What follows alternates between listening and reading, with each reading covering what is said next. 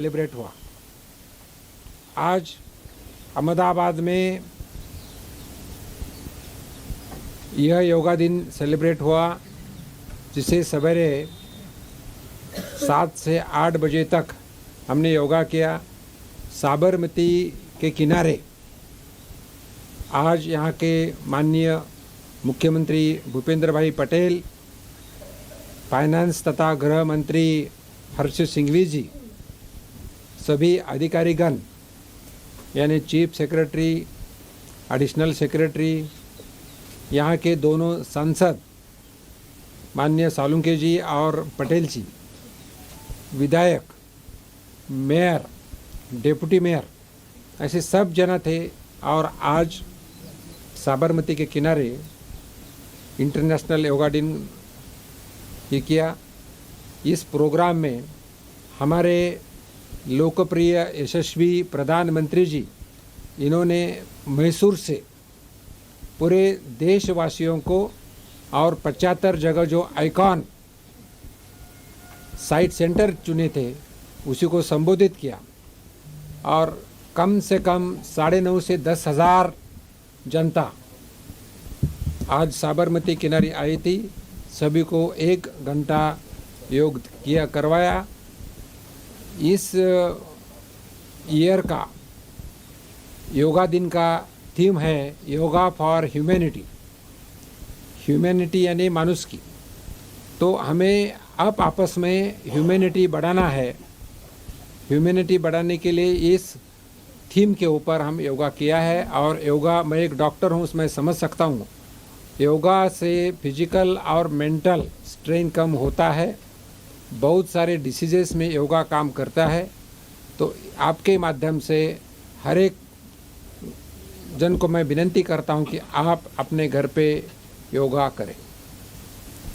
इसी के बाद मैं केंद्र सरकार का फाइनेंस राज्य मंत्री हूं। जैसे मुझे परिचय करते समय बताया कि मेरे तरफ बैंक्स, तो बैंक्स का स्टेट लेवल बैंक कमेटी का मैं मीटिंग लिया। और इस मीटिंग में प्रधानमंत्री जी के नाम से अलग अलग जो स्कीम चलती है वो स्कीम का पूरा रिव्यू लिया। इस रिव्यू में लेते समय प्रधानमंत्री जन धन योजना, प्रधानमंत्री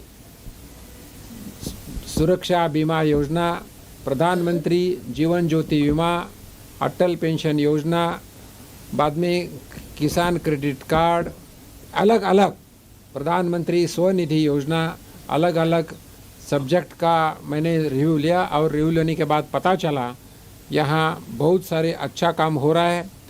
तो भी जो कुछ लगता है उसमें वापस मैं 1-2 महीने के बाद आऊँगा, ऐसा मैं संदेशा दिया है। इसी में इस राज्य में जो नेशनल फिगर है बैंक का, बैंक ब्रांचेस का, नेशनल फिगर बैंक ब्रांचेस का 1 लाख पॉपुलेशन को 14 ब्रांचेस, इस स्टेट में 1 लाख पॉपुलेशन को 16 ब्रांचेस है, यानी ब्रांचेस सफिशेंट है। नेशनल फिगर ऑफ एटीएम 18 है। तो 1 लाख पॉपुलेशन को 18 एटीएम चाहिए, लेकिन गुजरात राज्य में ये फिगर 20 है। जनधन योजना का अकाउंट जो 1 लाख पॉपुलेशन को 30-32 हज़ार चाहिए, वो भी सफिशिएंट है।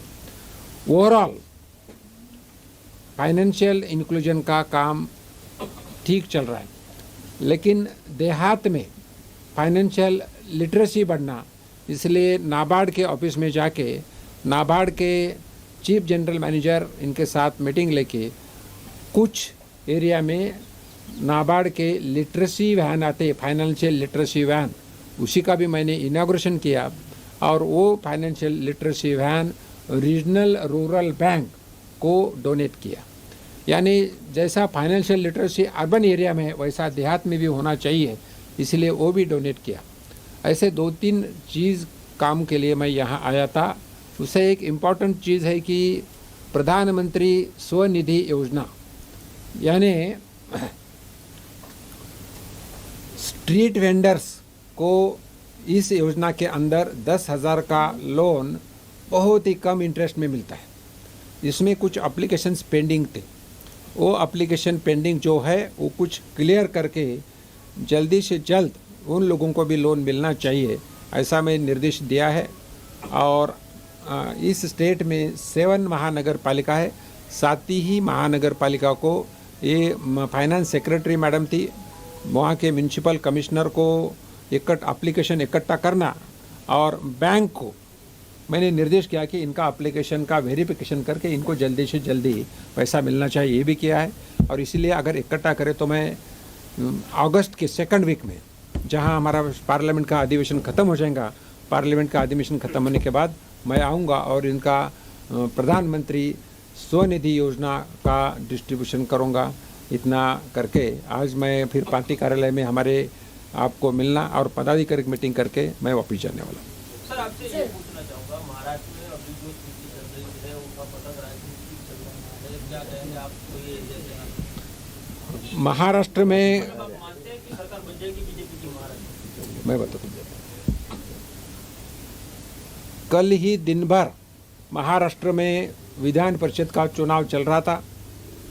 इस विधान परिषद के चुनाव में रात 12 बजे जो निकाल लगाए, चुनाव का रिजल्ट आया, उस रिजल्ट से एक समझ आया है कि बहुत सारे एमएलए असंतुष्ट हैं, बहुत सारे एमएलए महाविकास अघाड़ी पे नाराज हैं। और इसीलिए विधान परिषद हो या राज्यसभा हो, दोनों टाइम उन्होंने क्रॉस वोटिंग करके भारतीय जनता पार्टी को वोट दिया है। मैं महाराष्ट्र से आता हूँ, पिछले 2.5 साल में इस सरकार में जो जनता के काम होना चाहिए वो कुछ हो रहे नहीं है, एमएलए के आमदार के भी कुछ काम हो रहे नहीं है। एक कांग्रेस, दूसरा राष्ट्रवादी और तीसरा शिवसेना, तीनों तरफ के अलग अलग विचार के एक राजनीति चल रही थी, इसलिए कुछ नाराज होके कुछ गड़बड़ चल रही है, ऐसा मुझे भी पता चला। और मैं तो आपके सामने हूँ, तो मुझे लगता है आमदार नाराज है, काम नहीं हो रहा, इतना मैं बता सकता हूँ। अब सरकार के बारे में मैं तो इतना जल्दी कुछ बता नहीं सकता।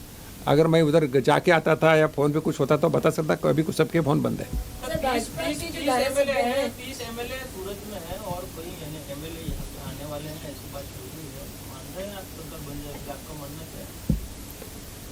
अभी कैसा है कि 30 एमएलए है क्या 35 है क्या 20 है, अपने को पता नहीं है। लेकिन एक बात है कि अगर कोई भी सरकार बनाना है तो हमें 35 एमएलए चाहिए, और उतना ही नहीं तो वो 2/3 मेजॉरिटी चाहिए। सर, भाजपा के एमएलएस को भी अहमदाबाद लाया जा रहा है, ऐसी बात चल रही है। भाजपा के महाराष्ट्र के नहीं, एमएलए वो मुझे पता नहीं है, मुझे पता नहीं। लेकिन एक मैं बताता हूँ कि 2/3 एमएलए जो कोई भी पार्टी है तो 2/3 एमएलए के सिवाय वो ये नहीं कर सकते, इसलिए अभी कोई भी इसके ऊपर टिप्पणी करना बराबर नहीं है। लेकिन एमएलए असंतुष्ट है, इतना मैं बता सकता हूँ। सर, अभी बैंक के बारे में कुछ, हाँ बोलो ना। 27 तारीख को ये हड़ताल करने वाले हैं, क्या करने वाले? स्ट्राइक पे जा कई के बारे कई के लिए वो उसके कुछ मुद्दे हैं। बताओ ना मुद्दा। मैं तो बैंक का मंत्री हूँ, मैं उनको बुला लूँगा, क्या है प्रॉब्लम तो सुन। पुरानी पेंशन योजना, अभी जो पुराने कर्मचारी है जो अभी निवृत्त हो चुके हैं, उसका पेंशन को रिव्यू करना, 5 डे वीक करना, ऐसी कुछ डिमांड उन लोगों ने सरकार के सामने रखी है, लेकिन सरकार मान नहीं रही है, इसलिए 27 तारीख को वो स्ट्राइक करेंगे। ऐसे मुझे तो एक भी संगठन अभी तक मिली नहीं है, लेकिन पिछले साल कुछ संगठन मुझे मिली थी, अलग अलग संगठन की मैंने मीटिंग करवाई, और मीटिंग करवाई के उनको जो था कुछ उनको सुविधा चाहिए थी वो देने का मैंने कोशिश किया, और तो संग मीट हुआ था। तो अगर ऐसा है तो मैं बैंक संगठन को बुलाऊंगा, उनके साथ डिस्कशन करूंगा और स्ट्राइक न हो इसलिए मैं कोशिश करूंगा।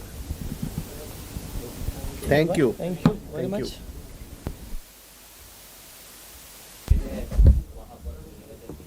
गुजरात पुलिस वहाँ के उनके विधायकों को अगवा करके यहाँ ले आई, आप क्या मानते हैं? गलत है वो। गुजरात पुलिस कहीं को जाएंगे उधर?